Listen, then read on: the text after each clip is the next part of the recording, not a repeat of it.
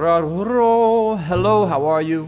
Greetings, salutations, good stuff, bad stuff, hard times, good times. You are my sunshines. Cheers. I could lie to you and tell you that this is coffee, but it's not. It's 3:50 in the afternoon and I'm no more coffee. Coffee turns on me after the morning, after about noon. I can drink it till about noon and then my stomach doesn't work anymore. How the hell are you people? I almost was going to let the week slip by, the end of the week slip by without doing a video, but I decided to go ahead and shoot one. It's 3:50 in the afternoon. I've already been through my whole day, man. I woke up at 5, did some work, went to the gym, came home, ate a huge, gigantic meal for the first meal of the day, and then passed out for about half an hour. And now I'm planning to go to a concert tonight, so I want to tell you about a few things before I go. First of all, I hope you had a great week and all that jazz. Good to see you. Glad you're still alive. We're not in jail unless you were able to sneak a cell phone into jail. You did good. Remember the goal, stay alive, thrive, don't get arrested, don't get killed. Everything else, you can recover from, and it will be okay. It will be okay. A couple of things. First, I was reading an article this morning, and I'd actually seen it about a week ago. It was about science and last year there was a fad of science-based or backed by science. You see these rabbit ears? That means it's just bullshit, scientific research. A lot of people wrote blog posts and did documentaries or YouTube videos with science-backed information backed by science. The guy that pops into my head is James Clear. Nothing against James Clear. I love his blog. I actually think it's incredible. He's written some posts that were very helpful to me a long time ago. But he's one of these guys that everything's backed by science. So when I heard backed by science, he popped in my head. And what I read an article. Let me fix this light. I read an article that said, Joe Rogan retweeted it a week ago, and I finally read it today. And it said it was a sting operation that was set up for these scientific journals where everyone's getting their information from to write these blog posts and to make these videos that say that they do stuff that's backed by science, right? James Clear talks about how why he wakes up at whatever time in the morning because there's a scientific study that shows that if you wake up at this time, it makes your brain more alert or whatever the circumstances may be. Well, what this sting operation did was they finally went and reviewed some of these scientific journals and review sites and science sites where people are quoting all their information from. And as it turns out, it's all bullshit. And I say that to say it's kind of what they have is sort of it's a weird mixture of a pay-to-play operation, kind of like radio used to be with payola. If you wanted a band to become famous, you had to pay the radio stations and sometimes the disc jockeys money and cocaine, and then they would play the record for you constantly. If you paid them $1 million, they played every day, all day, and it would, somehow magically turn into a big hit because people hear it, they think it's popular, they think everyone else likes it, so they like it. Then it turns out, 20 years later, we learned, they were just paying to get those songs on there. That's how the whole thing worked. They did sting operations, arrested a bunch of people, or maybe they didn't arrest people, but they put an end to it, sort of. It still happens, obviously. But I don't even know how I went down that rabbit hole. Oh, it was kind of like a payola thing.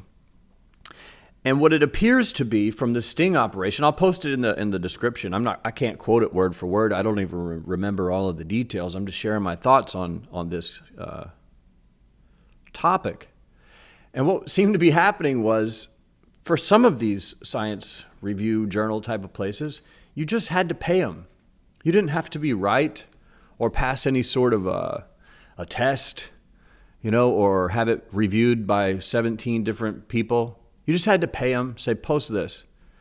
So let's say you were in the bees honey industry and you wanted to publish a paper that said bees honey cures cancer. You could pay someone and they would allow your post or your article to be posted on their site or in their publication, and it would be seen as being a scientific fact. Like people would start quoting it and linking to that being the source, and and you've pulled off your agenda. You want people to believe bees honey cures cancer, Now they have these sources and sightings. Everyone starts to believe it.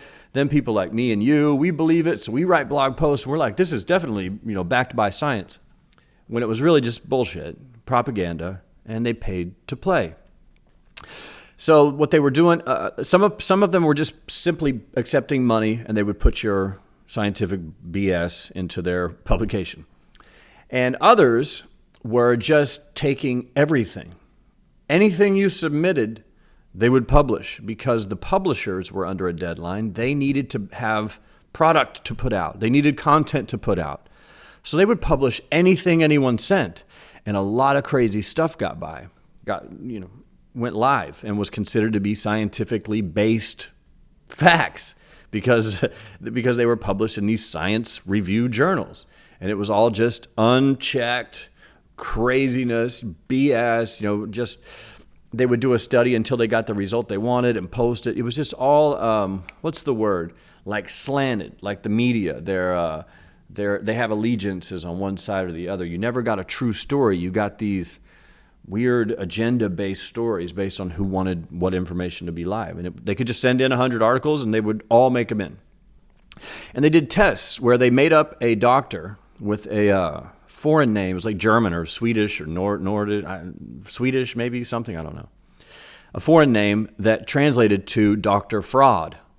And for the test, they had Dr. Fraud with an email, and they gave her a web page with her information and all the colleges that she didn't really go to and all of the studies that she didn't really take a part in and all of the awards that she didn't really win. They just made it all up. And all of the stuff that they sent in from Dr. Fraud, the people didn't even take time to look up the name or Google anything. They didn't check anything. They just looked at it and went, it looks good to me, and posted it all. And now all of us dummies, we're out here citing this article and this article. Hey, yeah, if you wake up and move your arms like this, your heart works better. All this stuff that you've seen the articles, man. I drink tea at 2 p.m. because it's scientifically proven that tea keeps you alert for 30 minutes. So what you do is, you drink this, and then 30 minutes later you walk in the meeting and you're ready. It's backed by science, right? It's all bullshit. Well, maybe it works, maybe it doesn't, but it's not scientific fact, and that's the thing. So if anything, I'm telling you, beware. Like if you see something that says, here's my whatever, backed by science, where's the science coming from? Because it made me go back and think of all of those old articles that I had read and believed as fact.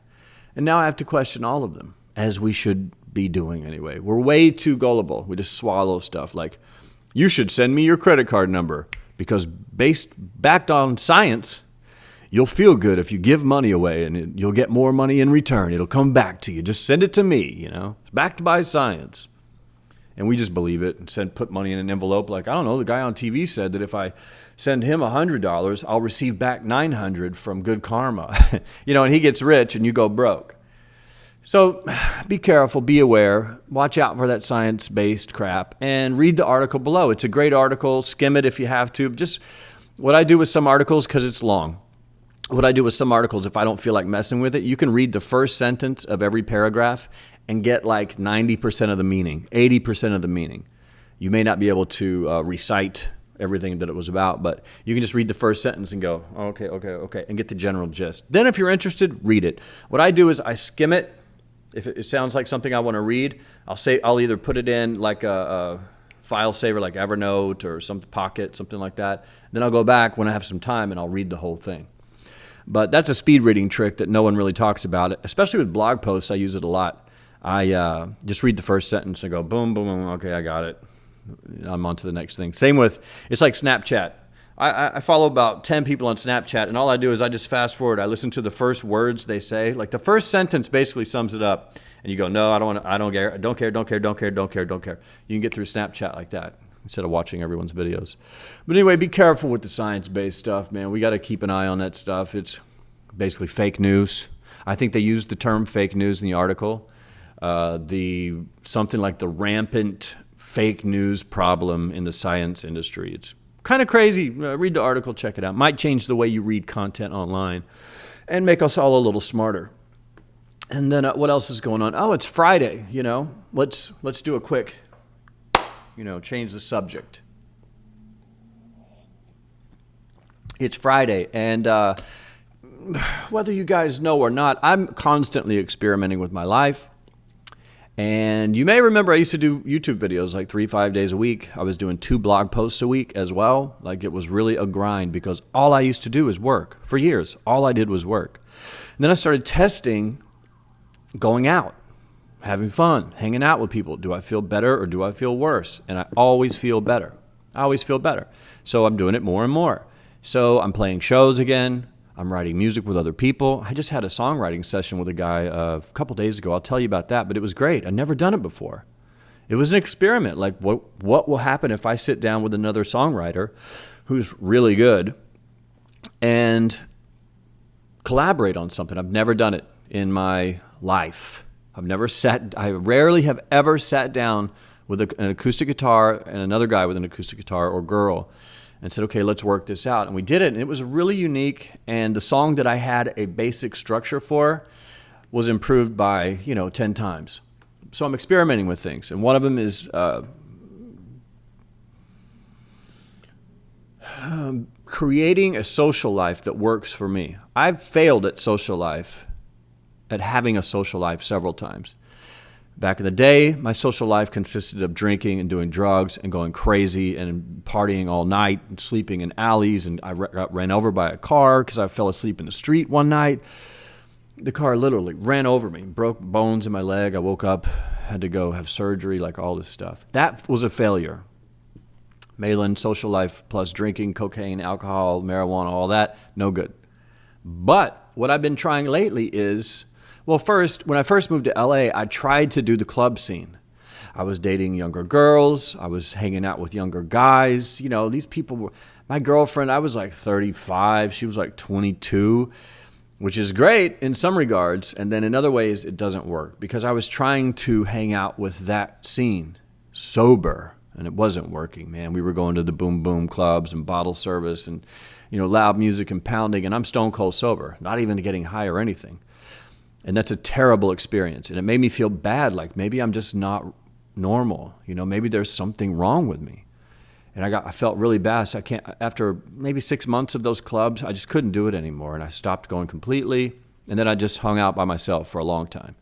So I thought, that doesn't work. I'll just be a loner. Maybe that'll work. And that works great too. You get a lot of work done, make a lot of money. You get your shit together, you get in shape. I learned to program my food, count my calories, do everything. But then there's still some things missing, so I've been experimenting with more social activities, and I'm having a blast, man. Staying up a little later than I normally do, at least one night a week, go out for a late nighter.